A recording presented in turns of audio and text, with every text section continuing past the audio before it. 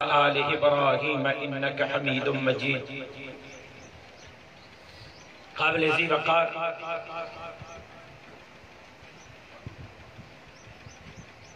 जनाब सदर इजलास हज़रत मौलाना मोहम्मद इसहाक़ बुख़ारी साहब, अमीर जमीयत उलमा इस्लाम ज़िला घोटकी, मुअज़्ज़िज़ अराकीन मजलिस उमूमी जमीयत उलमा इस्लाम ज़िला घोटकी, मां पंहिंजे लाइ शहादत तो समझा अज एक दफ़ो ॿीहर अवां जे ज़ियारत सां मुस्तफ़ीज़ थी रहियो आहे।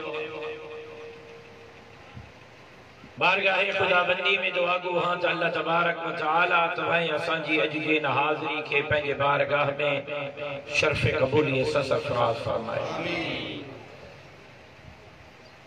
कोई शक नहीं तो जमात ऐं जमात जा कारकुनान कुर्बानी वारा कारकुन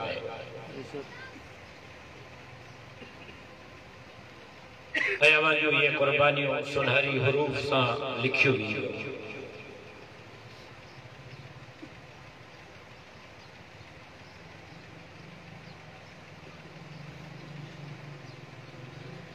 जमीयत उलमा इस्लाम तल के घोट की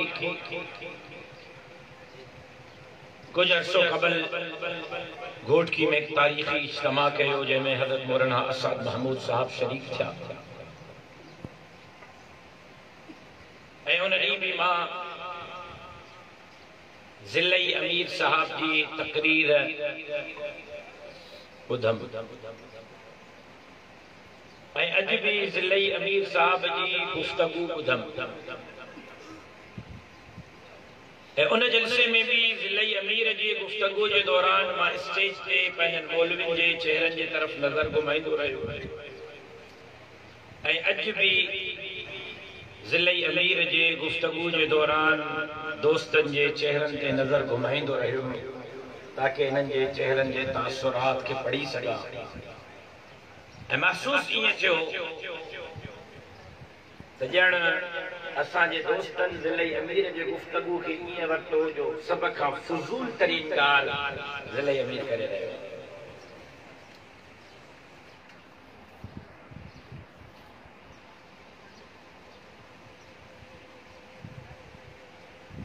अज असां उलमाए कराम पंहिंजो हिकिड़ो खौल ठाहियो।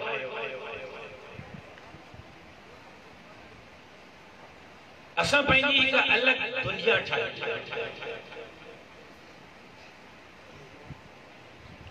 असांजो खौल ऐं असांजी दुनिया मदरसे जी चार दीवारी। मां तवज्जो मूंखे खपे पंहिंजनि बुज़ुर्गनि जी ताकि तव्हांजी तवज्जोहात रहंदी त मां थोरो ॻाल्हाइण में बरकत थी।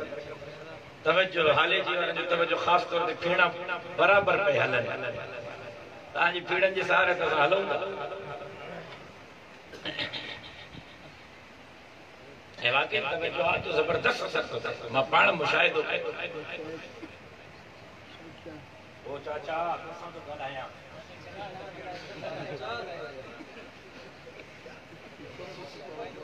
केर तो तव्हांखे पोइ जॾहिं हुनजे साम्हूं मरीज़ आंदो वेंदो आहे त डॉक्टर पंहिंजे तजुर्बे ऐं तालीम जे बुनियाद ते मरीज़ जो इलाज कंदो। तव्हां जेको मूंखे फटको पारायो आहे हुनखे 7 साल शुरू थी वियो। डॉक्टर भी 5 सालन में डॉक्टर थी तो वञे। मां 7 सालन में घट मर्ज़ ॻोल्हे लथो आहे। हाँ मर्ज़ ॻोल्हे लथो आहे त मर्ज़ आहे छा ऐं उन जो इलाज।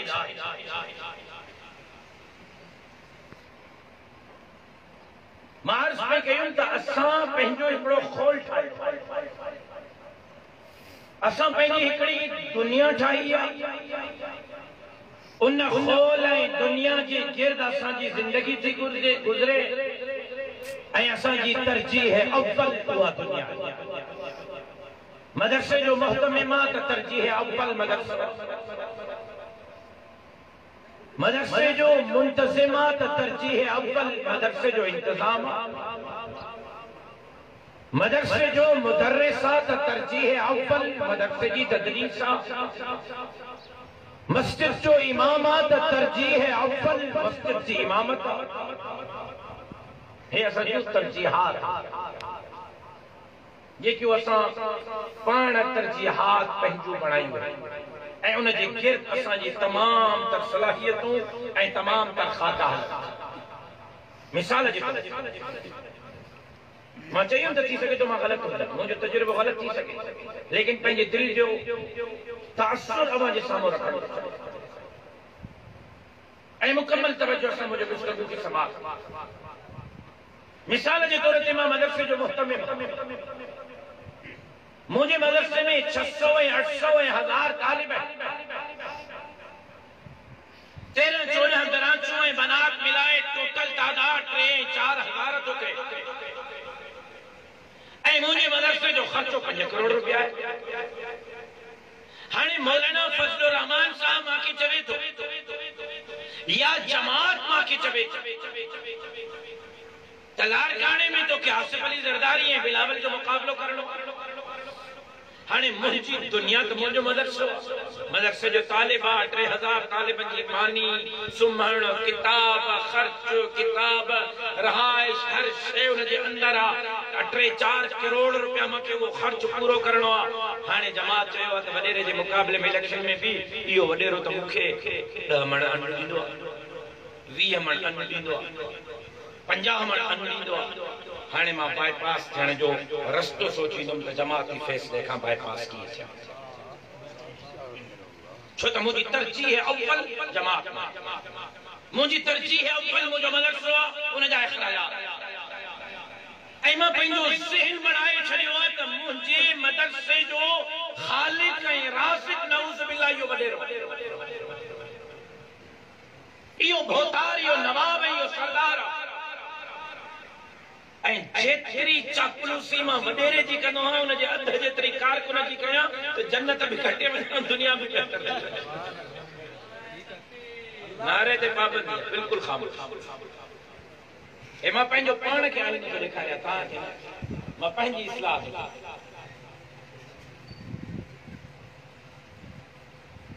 छा हज़रत बल्कि हज़रत नानोतवी खां थोरो अॻिते हलां। कायनात के अंदर सब खां पहिरियों मदरसो असहाबे सफ़ा जो मदरसो कायम ऐं जनाब रिसालत मआब सल्लल्लाहु अलैहि वसल्लम बज़ात खुद उन जो बुनियाद ऐं असहाबे सफ़ा जा शागिर्द हज़रत सहाबा इकराम रिज़वानुल्लाहि तआला अलैहिम अजमईन। असहाबे सफ़ा जो बुनियाद कहिड़नि मक़सदनि मुझो उलमा इकराम का सवाल। उनका वो थोड़े हेठ नहीं है असहाबे सफ़ा जे मदरसे जी नियामत हजरत कासिम नानोतवी रहमतुल्लाह अलैह दारुल उलूम देवबंद जे बुनियाद जे शक्ल में थी। दारुल उलूम देवबंद जो मकसद छा मुदर्रिस के तदरीस के गिर्द पंहिंजी जिंदगी गुजारणी, मुहतमिम के मदरसे जे ज़रूरियात जे गिर्द पंहिंजी जिंदगी गुजारणी ऐं फारिग़ तहसील थींदड़ आलिम अज़ान ऐं तकबीर, निमाज़ ऐं क़ुरान ऐं बगदादी काइदो ऐं जनाज़ो ऐं निकाह। रात जो 3 बजे ताईं शादी हाल में मुआरो मौलवी हथ ते हथ रखी वेठो आहे, अल्लाह करे निकाह से 2000 रुपया मिलन त मां वञा। नाराज़ मुझे खबर आ मुझी गुफ्तगू थोड़ी सी तलख है, लेकिन हक़ाइक़ छा साहब सफ़ा जो बुनियाद इन बुनियाद ते भी धोबियो हो त अहिड़ा मौलवी पैदा थींदा। छा हज़रत नानोतवी दारुल उलूम देवबंद जो बुनियाद इन फ़लसफ़े ते विधो त अहिड़ा मौलवी पैदा थींदा जेका 10 साल 15 साल ऐं 20 साल मदरसे में पढ़ण खां पोइ सिर्फ़ मस्जिद संभालींदा, मदरसो संभालींदा, वॾेरनि जे दरवाज़नि ते वञी करे अन्न ऐं चंदे जो ऐलान कंदा ऐं सिर्फ़ इन जे लाइ आलिम थींदा, निकाह ऐं जनाज़ा ऐं कलमा ऐं तबलीगूं कंदा। जेकर असहाब सफ़ जो बुनियाद इन्हनि बुनियादनि जे बुनियाद ते अज असां हज़रत नानोतवी रहमतुल्लाह अलैह दारुल उलूम देवबंद जो क़याम इन नज़रिए ते कयो जंहिं ते असां आहियूं त असांखे गॾिजी करे बरकातूं शुक्राने जो नफ़िल पढ़णु घुरिजे त असां अकाबिर उलमा जे नक्शे करे असां दावत कयूं था हज़रत नानोतवी जे विरासत जेकर असां दावत कयूं था दारुल उलूम देवबंद जे नियाबत जी शाह साहब दारुल उलूम देवबंद जे बुनियाद खां पहिरियां नानोतवी रहमतुल्लाह अलैह फरमायो मां हिकु अहिड़ो इदारो वारिस वजूद में थो आणियां जंहिं इदारे मां अहिड़ा माण्हू पैदा थींदा जेका बातिल सां कुफ्र सां दीन इस्लाम जे दुश्मननि सां विढ़ंदा उन जे पादाश में दारुल उलूम जी सिर सां सिर छो न वॼाई वञे दारुल उलूम के सिपाही हस्ती खां मिटायो छो न वञे लेकिन दारुल उलूम मां फारिग तहसील थींदड़ आलिम मदरसे जे तरजीहात के साम्हूं न रखंदा उन फ़लसफ़े ऐं उन नज़रिए के साम्हूं रखंदा ऐं उन खे साम्हूं रखी करे वक़्त जे फिरौन साम्हूं हलो रखाईंदा सरदार भोतार खान नवाब वक्त जो ज़ालिम जाबिर फिरौन आमिर आहे या न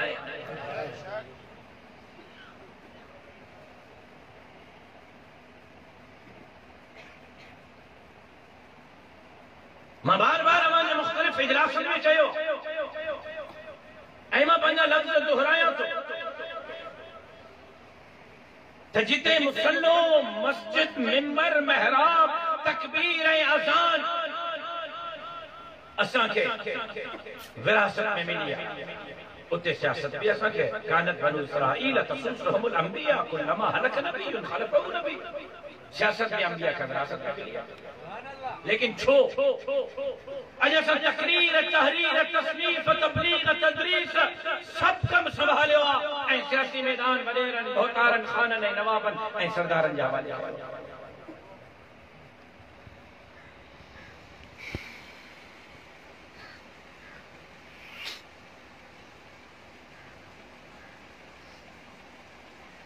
मां मिसाल शायद तव्हांखे यादि हूंदो कोई इजलास काचे हो इजलास दहर की बात मूंखे यादि आहे तव्हांखे मिसाल ॾिनो त बांग्लादेश ऐं तुर्कीअ जे सवाल जो सबब छा बणियो छाजे करे इस्लामी जमहूरियत बांग्लादेश इस्लाम जे तशख़्ख़ुस के विञाए वेठी ऐं इस्लाम सलामत रखी सघी ऐं अवामी जमहूरियत बांग्लादेश में तब्दील थी सेक्युलर ऐं लिबरल इस्लाम मां सेक्युलर ऐं लिबरल ऐं तुर्की कुस्तुनतीनिया जे बिशारत जो मर्कज़ पूरे कुर्रे अर्ज़ ते इस्लाम जे झंडे फैलाइण जो मर्कज़ छा वजह है न दाढ़ी महफूज रखी सघिया न पटको न अमड़े भेनरुनि ऐं न्याणियुनि जो बुरको त पंहिंजी जॻह ते इस्काफ त पंहिंजी जॻह ते न्याणियुनि जे मथे ते रओ बि महफूज न रखी सघिया मस्जिद के तालो अजान ते पाबंदी नमाज ते पाबंदी ट्रकिन जो ट्रकियूं कुराननि जो भराए करे तुर्कीअ जे दरियाहनि में तुर्कीअ जे हुक्मराननि कुरान पढ़ा छो बुनियादी सबब हालांकि हिकिड़ी अजीब ॻाल्हि मां अर्ज़ कयां ये ॻाल्हि सम्झण जी आहे सोचण जी आहे त साईं उस्मान मूंखे इहो ॿुधाए त जॾहिं अंग्रेज बर्रे सग़ीर हिंदो पाक में पेर रखिया तवज्जो सां ॿुधो उलमा इकराम अंग्रेज जॾहिं बर्रे सग़ीर हिंदो पाक में पेर रखिया उन वक़्तु हिते हुकूमत मुग़लनि जी मुसलमाननि जी ज़रूर ही लेकिन इस्लामी हुकूमत न हुई तवज्जो आहे तवज्जो मांगे अंग्रेज जॾहिं तवज्जो सां ॿुधो दिलि जे करण सां अंग्रेज जॾहिं बर्रे सग़ीर हिंदो पाक में पेर रखिया हुकूमत मुग़लनि जी मुसलमान जरूर हा इस्लामी समझ में आई इहो ई वक़्तु हिते मुग़लनि जी हुकूमत सवाल पज़ीर थी तुर्की में खिलाफत उस्मानिया जी हुकूमत ऐनी सागुई तवज्जो खपे इंतहाई अहम ॻाल्हि तव्हांजे हवाले करे रहियो इन ते अॻिते सॼो बहस जवाब बरे सगीर में मुग़लनि जी हुकूमत तुर्की में खिलाफत उस्मानिया सल्तनत उस्मानी जी हुकूमत उहा खालिस इस्लामी हुकूमत खालिस इस्लामी रियासत खालिस इस्लाम जे नाले ते वारिस वजूद में ईंदड़ खिलाफत हुआ खिलाफत मुग़लनि वारी शहनशाही हिते शहनशाही निज़ाम हुते खिलाफत निज़ाम हो पे सवाल पसी हे पे सवाल पसी हुते अतातुर्क खाओ बोलियो हिते अंग्रेज खाओ बोलियो लेकिन अजीब ॻाल्हि हैरान कुन ॻाल्हि तव्हांखे ॿुधायां मुग़लनि जी हुकूमत मुसलमाननि जी ज़रूर आहे इस्लामी नाहे शहनशाहियत जो निज़ाम आहे हुआ तुर्कनि जी हुकूमत खालिस इस्लामी हुकूमत आहे हो बि पसपाई जे तरफ़ पिया हे बि पसपाई जे तरफ़ पिया लेकिन अजीब ॻाल्हि हुन सल्तनत जे जवाब में का कुव्वत न उथी सगी जेका इस्लामी रियासत ऐं खिलाफत के बचाए सके लेकिन हिते बराए नाम मुसलमाननि जी हुकूमत शहनशाही निज़ाम लेकिन शेखुल हिंद जा पैरोकार ऐं शेखुल हिंद उथे थो अकेला मुसलमान मुग़लनि जे हुकूमत ख़त्म करण जे रद्द अमल में अंग्रेज सां नथा विढ़नि एॾी वॾी तहरीक हलायूं जो हिंदुनि खे बि पंहिंजो हमनवा कयूं सिखनि खे बि पंहिंजो हमनवा कयूं हिंदुनि ऐं सिखनि मुसलमाननि सां गॾिजी करे अंग्रेज जो मुक़ाबिलो कयो ऐं बरे सगीर हिंद पाक मां अंग्रेज खे ॿाहिरि कढी फिटो करे छो मौलवी त हिते पिया मौलवी त हुते पिया हितों जे मौलवी शहनशाही निज़ाम जे बदले में अंग्रेज जे खिलाफ एडी वडी तहरीक हलाई जो हिंदू भी गज करे विया सिख भी गज करे विया गज अंग्रेज सां विढ़िया ऐं हुते खालिसतन इस्लामी निज़ाम ऐं कोई न उथी सघियो कोई न विढ़ी सघियो छो हिकिड़े नुक्ते खे सम्झो अल्लाह जो कसम सॼो मामलो सम्झ में अचे इन जे करे जो तुर्की जे मौलविन में सियासी शऊर न हो नानोतवी जे शागिर्दन में सियासी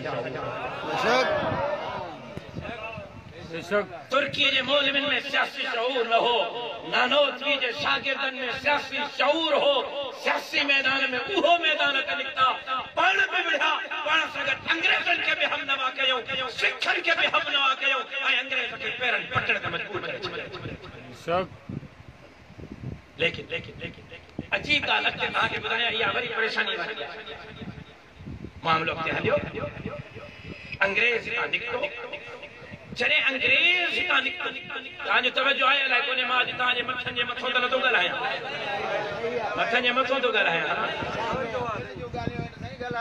ज़रूरी ॻाल्हियूं दिलि जी ॻाल्हियूं त मुंहिंजो सीनो को चीरे त ख़बर पए त मुंहिंजे अंदरि कीअं थो टच के मुंहिंजो अंदरि हे मौलवी सिधा थियो न मौलवी मां कुरान टिकण ते खणी थो चवां तव्हांजे रस्ते में कोई रुकावट न आहे पंहिंजे रस्ते में पाण रुकावट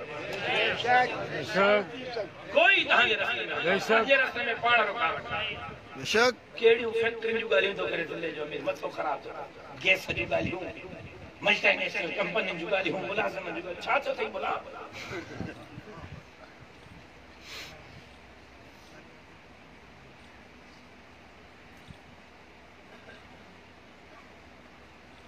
अंग्रेज जॾहिं हितां निकितो पे त अंग्रेज चयो त मां त बरे सगीर हिंद पाक छॾियां थो लेकिन टे शयूं अहिड़ियूं छॾे थो वञा जिन टिनि शयुनि जे करे मुसलमान न रहंदो काफ़िर पर जेकॾहिं मुसलमान रहियो त नाले जो मुसलमान हूंदो मुसलमानी जो में काई ॻाल्हि न अज असां पंहिंजो जाइज़ो वठूं सभ खां पहिरियां मां कूड़ मुंहुं में दोखो मुंहुं में चेहरे ते ॾाढ़ी आहे मथे ते पटको आहे मूंखां वॾो कूड़ कोई न ॻाल्हाई ॾाढ़ी मूंखे पटको मूंखे धोखेबाज़ मां फिराडी मां बददियानत मां अमानत में खानतदार मां हुजूर अकरम सल्लल्लाहु अलैहि वसल्लम ने फरमायो रस्ते में पत्थर खणंदो उनके नेकियूं मिलंदियूं मां पंहिंजे घर जी ॿुहारी ॾेई कचरो खणी ॿिए जे दरवाज़े ते छॾींदुसि मां पंहिंजे दुकान तो कचरो साफ़ करे ॿिए जे दुकान तो छॾींदो। किथे 77 साल अंग्रेज जे निकल के लगा है। 77-78 साल किथे 78 सालन में अंग्रेज जो पोखियल बिज परवान न चढ़ियो। अंग्रेज जेको चयो हो त मुसलमान न रहंदो, काफर थी वेंदो, काफर न थियो त बराए नाम मुसलमान हूंदो। किथे अज अंग्रेज जी उहा पेशन कोई दुरुस्त साबित न थी आहे। सोचणी जी अज काफरन वारा सब कम आसान।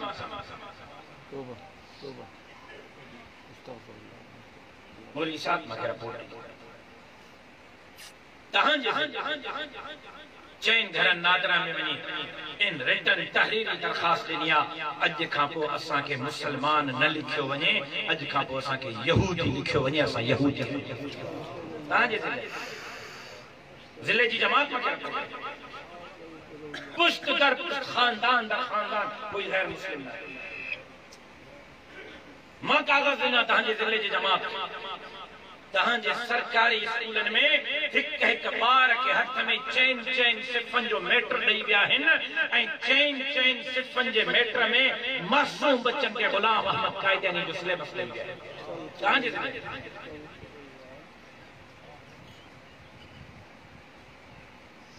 मुल्क काॾे पियो वञे इहो अलॻि मौज़ू आहे। हुन ते 5 कलाक ॿिया खपनि। ख़ारजा पॉलिसी, दाख़िला पॉलिसी, माशी पॉलिसी, ग़रीब जो जीअण, सिंध सभा जहिड़ी हुन जे जज़ीरनि ते कब्ज़ा, कोहिस्तान जा ॿिया मसइला, हे सभु मामला अलॻि हिन ते मां नथो ॻाल्हायां। जेको मौज़ू असां सां वाबिस्तु आहे मां हुन ते अर्ज़ु कयां। ऐं काश दिलि जे कननि सां मुंहिंजी गुफ़्तगू खे अलाए छा आहे।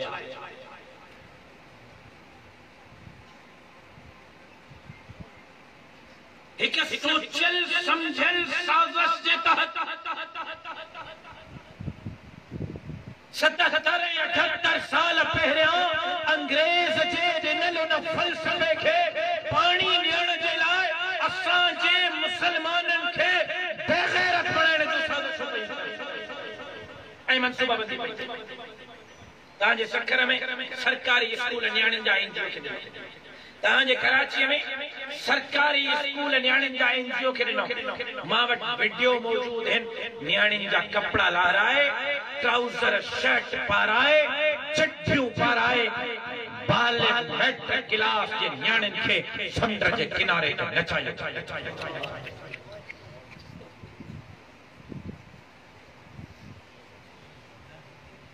मूंखे उमरकोट जी जमात अढ़ाई साल पहिरियों जी ताज़ी ॻाल्हि आहे। मूंखे ज़िले जी जमात उमरकोट सॼो ऐं मां वयुमि उते ऐं तवजो सां ॿुधो उलमा इकराम अहम ॻाल्हियूं अर्ज़ु करे रहियो। मूंखे उमरकोट जी जमात जो साईं का एनजीओ आहे ऐं उन एनजीओ चयो त असां उमरकोट में जेको थर जो इलाइक़ो आहे उन में राशन तक़सीम करण था चाहियूं ग़रीबनि खे। उन राशन तक़सीम कयो। 1 महीनो, 2 महीनो, 3 महीनो, 4 महीनो, 4-5 महीननि खां पोइ चयूं त यार असां इस्लामाबाद में जहाज़नि ते था अचूं, लखे रुपया ख़र्च कयूं था, वरी वञूं था, विरहणो त राशन ई आहे न, बोरा विरहणा आहिनि। असां चयूं था तव्हां ॾाढा ग़रीब आहियो, तव्हां पंहिंजे घरनि जी नौजवान न्याणी असांखे 15-15 हज़ार पघार ते ॾियो, असां राशन उन्हनि ॾे मोकिलींदासीं, उहे वञी राशन घरनि में ॾेई ईंदियूं। अलाह अलाह ख़ैर बुज़ाहिर का ग़लति ॻाल्हि न आहे, भली ॻाल्हि आहे। ग़रीब माण्हू खे 15-15 हज़ार घर वेठे रुॻो राशन जा 2 कट्टा विरहाइण ते मिलंदा। साईं 40 न्याणियूं एनजीओ भर्ती कयूं, राशन मोकिलींदा रहिया, न्याणियों राशन तक़सीम कंदी रहियूं।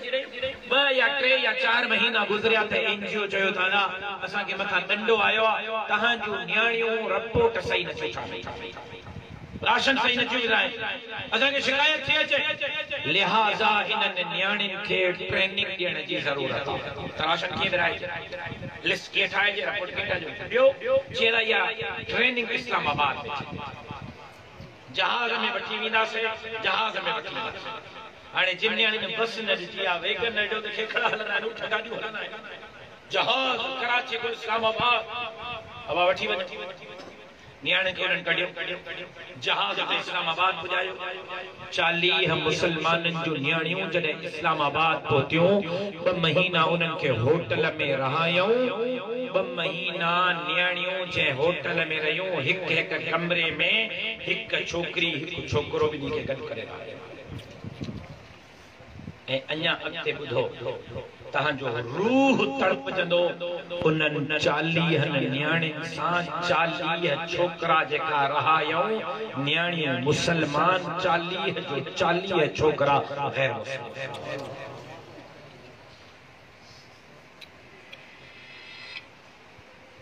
मां सकर जहाज से चढ़ इस्लामाबाद, जहाज में अजीब और गरीब किस्म जो शोर गुल।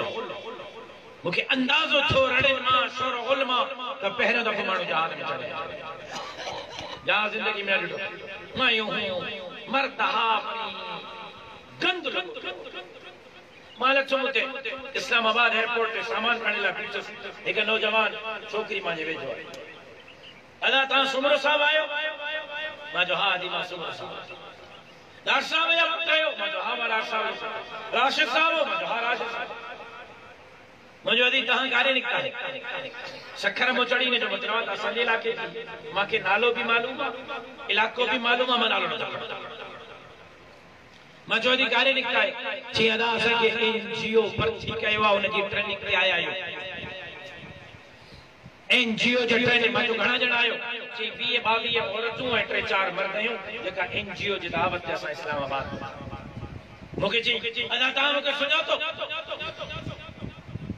मुझे अदी तव्हां सां पहिरियों दफ़ो मुलाक़ात। पहिरियों मां तव्हां कॾहिं मिलियो न आहियां, मां तव्हांखे न सुञातो। अल्लाह जो कसम मां मस्जिद में हां, रब जो कसम खणी थो चवां बाबूसू हां। उन नियाणीअ मूंखे चयो मां फलाणे इलाके जे फलाणे मस्जिद जे इमाम जी धीउ आहियां।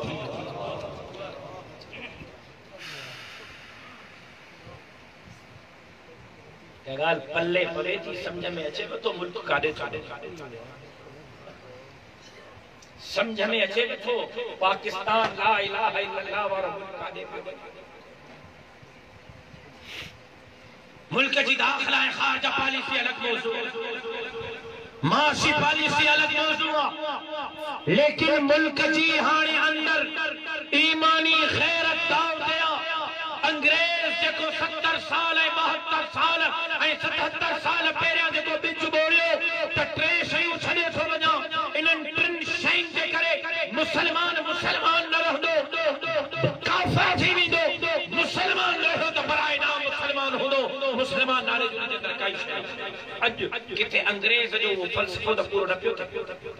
हिक तरफ़ तव्हांजे घोटकीअ में नादरा में दरख़्वास्त असांखे यहूदी साईं मुंहिंजे मदरसे जे अंदर जेका मस्जिद ॿाहिरि महले जी मस्जिद न आहे, मदरसे जे अंदर मस्जिद। हिकिड़ो हमरा वक्तो नौजवान छोकरो फजर जी नमाज का इशा जी नमाज ताईं सफ़े अव्वल ऐं तकबीर ऊला जो पाबंद। खबर पई त इहो पोएं 1.5 साल खां रबवा जो मुलाज़िम आहे, 1.5 लख रुपयो माहवार पघार जो खणे उन जो कम ई हो त मस्जिदनि में माण्हुनि जी ज़हन साज़ी करे उन्हनि खे हक़ में नबूवत जो मुनकिर बणाए ग़ुलाम मोहम्मद कादयानी जो करो। अंदाज़ो जामिया मस्जिदनि जे हद ताईं कादयानी पहुता। यहूदी थियण जो दरख़्वास्त था ॾियनि। नवाब शाह घोटकी में लिटरेचर आम कायदानी में रहंदा था।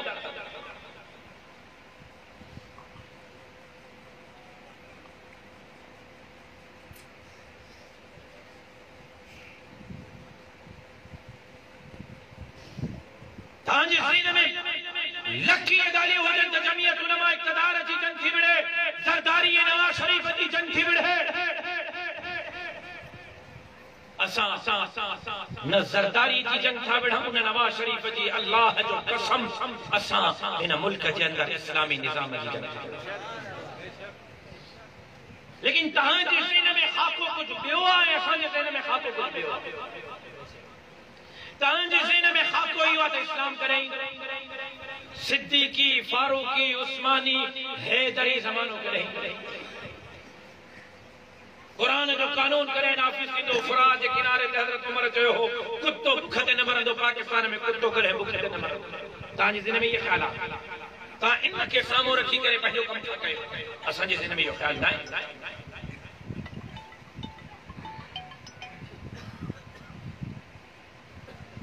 असा जी जिन में यो ख्यालात अज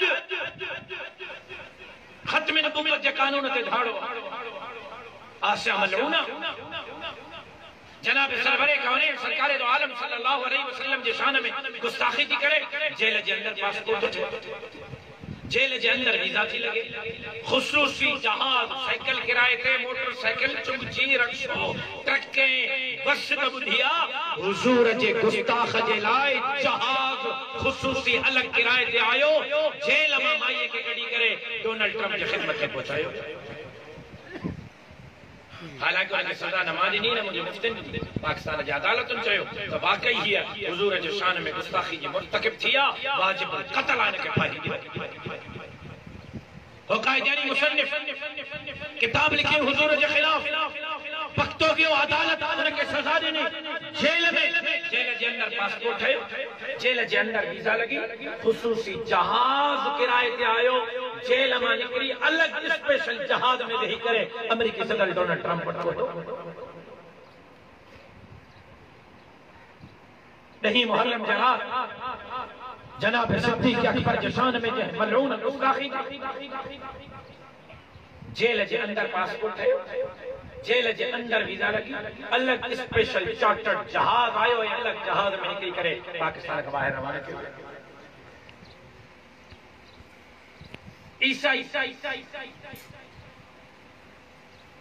दिसंबर के आखिर में क्रिसमस मल्हाईंदा आहिनि ईद मल्हाईंदा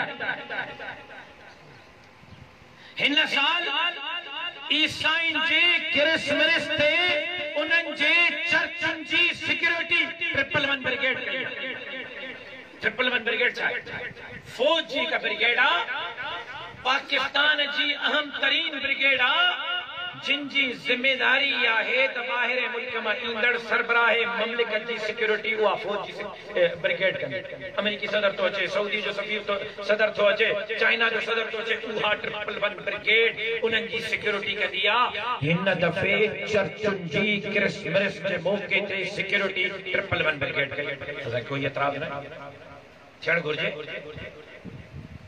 अकलियतन जी जान माल इज्जत आबरू जी चौकीदारी असा जे जिम्मे इस्लाम तो भली गाल फौज उनन जी सिक्योरिटी करे रेंजर्स उनन जी सिक्योरिटी करे आर्मी करे असन के कोई एतराज ना है लेकिन एक तरफ चर्चन जी सिक्योरिटी फौज थी करे एक तरफ करतारपुर जो बॉर्डर सिखन के लाए खोले वीजा मुफ्त रहाइश मुफ्त ट्रांसपोर्ट मुफ्त खादो पीतो मुफ्त सिख जेतरा दी है ईटा उनन जा सब अखराजात पाकिस्तान जी हुकूमत बर्दाश्त कंदी बेतरफ हिकड़े साल में 28 करोड़ रुपया हिकड़े शहर इस्लामाबाद में मंदिरन जे तामीर जे लाए रखिया तो इस्लामाबाद में मंदिरन जी रिनोवेशन ऐं तामीर थी गाल समझ में अचे हवा का पल्ले पवे थी गाल अल्लाह करे तव्हांखे समझ में अचे चर्च जी सिक्योरिटी मंदिरन जी तामीर ते 26 करोड़ हिकड़े साल में सिखन जी वीजा ट्रांसपोर्ट रहाइश खादो पीतो हुकूमत पाकिस्तान के जिम्मे आसिया मलूना खुसूसी जहाज में बाहिर कायदानी मुसन्निफ खुसूसी जहाज में बाहिर हजरत अबू बकर सिद्दीक के शान में गुस्ताखी कंदड़ खुसूसी जहाज में बाहिर ऐं हिक रात में बाबुल इस्लाम सिंध में 29 मस्जिदन के बेटो ज़राणी करे शहीद थियो मंदिर महफूजा मस्जिद चर्च महफूजा मस्जिद महफूज ना है गुरु नानक महफूजा मस्जिद महफूज ना है तहां जी सीन में यो त इस्लामी निजाम करे दो सिद्दीकी फारूकी उस्मानी हैदरी जमानो करे दो ऐ असा जे सीन में यो त पाकिस्तान में जेको बच्चो खुचो इस्लाम आहे जेको बच्चो खुचो इस्लामी कम आहे इन जी चौकीदारी करी थी यो क्यों बचंदो हक में नुबुवत जो कानून किए बचंदो सहाबा जी इज्जत ऐं नामूस जीअं बचंदो, मस्जिद जी दीवार चादर ऐं चार दीवारी मिंबर ऐं महराब जीअं बचंदो, तव्हां निज़ाम इस्लामी करण जे लाइ था सोचो, असां बचे खुचे इस्लाम खे बचाइण जो था सोचूं। इस्लाम कीअं बचंदो? जेको कुछ इस्लाम आहे इन जी चौकीदारी कीअं थींदी? नई मस्जिद त पंहिंजी जॻह ते, जेका मस्जिद ठहियल आहे इन जो मीनार कीअं बचाईंदासीं? असां इहो था सोचूं।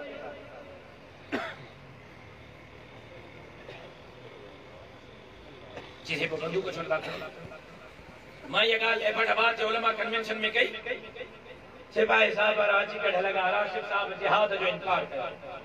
अब जिहाद जो इनकार तो काफर, जिहाद जो इनकार माने ला मुमकिन, नुमा जिहाद जो इनकार करता हूं छुट्टियन जे फलसफे का ना हलंदा। माफ कजो, मां वटि जमात जो नज़रियो, शेखुल हिंद जो नज़रियो, हज़रत नानोतवी जो आदम तशद्दुद जो नज़रियो मुझे ला कामिल है। चीज़ें पोइ जॾहिं इहे हालात आहिनि त बंदूक छो था खणो? खणो न बंदूक। पोइ ज़रदारी नवाज़ शरीफ़ जे बगल में छो आयो? ना जो त काश क़ौम हज़रत साईं बेर शरीफ़ वारनि जो चवण वठे हा, साईं जन सॼी ज़िंदगी फरमायो ज़ालुनि जा ज़ेवर लाहे हथियार खणी,